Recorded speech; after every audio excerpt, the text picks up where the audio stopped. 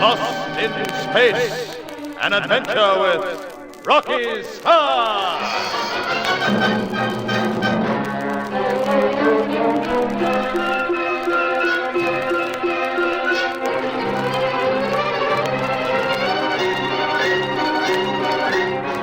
Rocky and Mitch are hastily preparing the streak for an urgent journey into space. They are to try to find 3 youngsters who have borrowed a spaceship and have horrified the authorities by radioing back their intention of trying to reach far-distant Saturn. But there is also a secret side to the mission. Rocky is shown the spectrum of a certain type of heavy plutonium which must be found somewhere in the universe. Failure may mean destruction of the human race. While Rocky studies the spectrum pattern on the screen of a darkroom, Mitch is supervising the fitting of new blast tubes to the streak. Seated in the cabin of a robot servicing donkey, he gives instructions to the man at the control. Right. Grass has got a good grip on that tube. Now switch over the hall and pull it clear. Right! I wish I could find some way of preventing those tubes from getting so radioactive. Yes, it makes things awkward not being able to get near them to service them. Sure thing, Pat. This gadget's a mighty clever piece of work the way it does things, but giggling grasshopper sitting in a shielded cabin and using mechanical arms and stuff. Isn't as easy as walking right up to a thing and getting the grips with it, huh? Yes, I know. Hey, this tube's coming clear. She's clear. Swing it across over to the right with the others. Right-o, let her go. Ah, looks okay. Only one more to go now. Swing her back. Now be sure and get a good grip of those mechanical grabs, Pat. If I remember right, this one was tight to get in. That's it. You've got a good grip on it. Right-o, put the strain on. It's not moving. I knew the crummy thing was going to give us trouble. You on full power? Yes. Looks like I'll have to get another donkey to lend a hand. Keep the strain on that cable while I go and get one, huh? Right. I bet you get out the left-hand door of the cab. You'll be close enough to pick up radiation on the right. Yeah, I'll do that. I get X-24. It's not been used. It's over beyond the screen. Yeah, I know. Yeah, look at that cable. Full strain and on a move out of the thing. Would stick just when we were just... Look out, Mitch. It's coming here. Giggling grasshoppers. Swing it toward you. Run, Mitch. That hunk of metal hits, I haven't a hope. Mitch.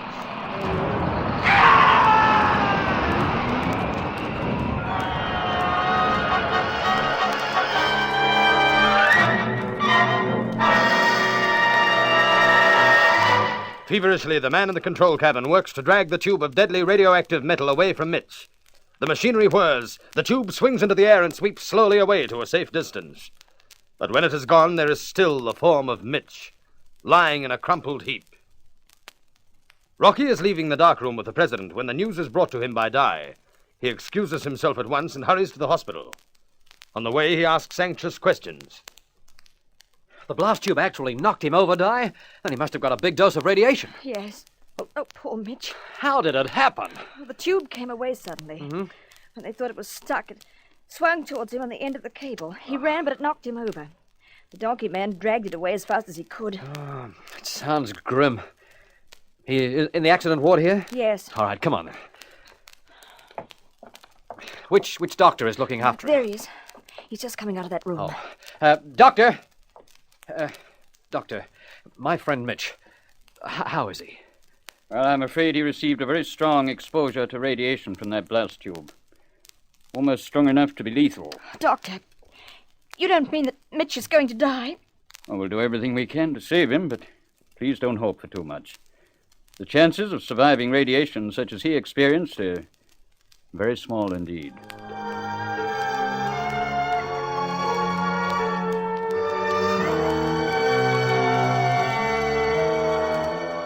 Di and Rocky look at each other in deep concern. Their feelings are matched by the worry of 3 youngsters far out in space who are trying to find out just where their borrowed spaceship is taking them. Well, Paul, what answer do you get to your calculations? I can't understand it. Aren't we back somewhere near our original course? We should be, Elmer. But according to the calculations, we will come nowhere near Mars. Surely we can't be completely out of reach of it. I must have made a mistake when I worked out the original course. Either that or we said it wrongly before blast-off. Then where are we going, Paul? Wait, Elmer, before we discuss that, Surely it must be possible to change our course for Mars. I can't figure it. Everything has to be worked out with how far the planet's traveling and where it'll be at a certain time. On Earth, that was fairly easy to do. But up here with nothing but space all around, I'm completely lost. Then where are we headed, Paul? I want to know.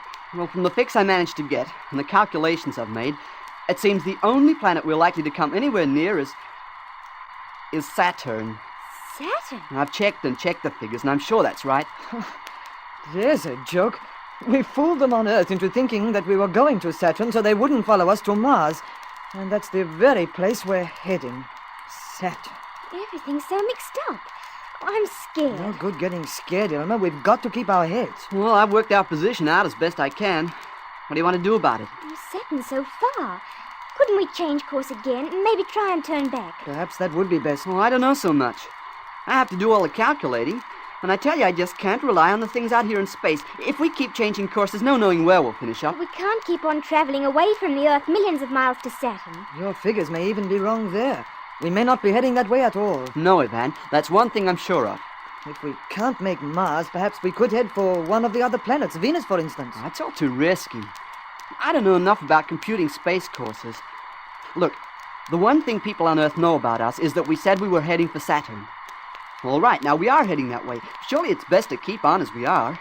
At least there'll be a chance of being found if they send out a search ship from Earth. That sounds sensible. Put it to the vote. What do you say, Irma? I say thank goodness we left that false message about going to Saturn. Don't let's do anything that may get us lost. Wandering around through space for years and years until we die. Don't think of it. Well, then we go on as we are, headed towards Saturn. Yes. Wait, I will see if I can find it in the telescope reflector. Somewhere straight ahead it should be, Paul. Yeah. Focus. That is better. Now swing across. Yes, I see it. That at least is one planet there's no mistaking. Well, let me look. Oh, it's beautiful with all those rings around it. It's still small and far away. I think it looks distant and cold and frightening. Nearly 900 million miles from Earth. 900 million? Oh, this doesn't seem such fun as it did at first. I do hope they're sending a ship from Earth after us.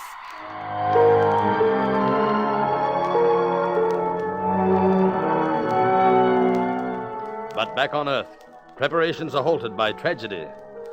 Rocky and Di are standing by a hospital bed and looking on the still form of Mitch. Oh, Rocky. He hasn't moved once. And he looks so ill. Yes. Oh, I don't know, Di. I just can't believe a thing like this could happen to Mitch. To think he's lying here swinging between life and death. Rocky, let's leave for a while. I just can't bear standing and watching him. All right, Di. Oh, surely they can do something. Something more than they are. We mustn't give way, Rocky. We must try and keep calm. Calm? That's Mitch in there, Di. He's traveled millions of miles of space with us. He's laughed with us. He's fought with us and fought by us and... Oh, how can I keep calm? I know how you feel, Rocky. I feel the same way. But the doctor promised they'd do everything they could to save him. Yes, I'm sorry, Di. Oh, come on, let's get out of this place for a while. I never did like hospitals.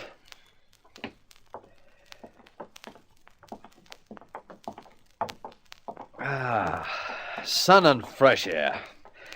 That's a bit better. Although the sun doesn't seem right. Knowing Mitch. Rocky, who's this man coming? Do you know him? Oh, it's Kromat. Wilhelm Kromat, governor of the Federated States of Europe. His son was one of the three who took that spaceship. Rocky Starr! The Solar Council tells me the streak is going to be ready for blast-off much earlier than you hoped. I am so happy to hear it. Oh, this is your assistant? The scientist.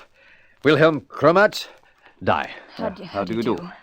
The blast tube should be nearly replaced by now, Mr. Kromat. Good. Then you will take off when? In an hour or two? Well, I'm sorry, but I can't say... You can't say? What talk is this? If the ship is ready, naturally you will go. Oh, I'm sorry, but there may be a delay. Delay? Why should there be a delay? I demand that you take off as soon as possible. At the very first moment, I demand it. I don't think demand is the best word to use, Mr. Kromatz. Rocky should have explained, Mr. Kromatz. The other member of our crew, a very close friend, is in hospital here with radiation sickness. I am sorry, but surely crew members can be replaced. I will see the president of the council about it. I will say you are to leave in 2 to 3 hours. I'm sorry, Mr. Kromatz, but I'd be glad if you'd leave it for a while. Give us till tomorrow. Tomorrow? With my son lost somewhere out there in space? Have you no feelings, Starr? Yes, sir, I have feelings. I don't believe it. You were given this job by the highest authority, and I demand that you leave at once. Well, I'm sorry, but I can't leave until I know what's going to happen to Mitch. On behalf of Rankin, Steiberg, and myself, I demand you get a substitute and leave at once. I'm sorry, but the answer is no. You seem to forget who you are talking to, Rocky Starr. Will you do as I ask? Very well. We are not without power in this world. I swear, if you do not leave as I ask, we shall use all our influence to have you grounded. You will never fly a spaceship again. For the last time, will you take off at once?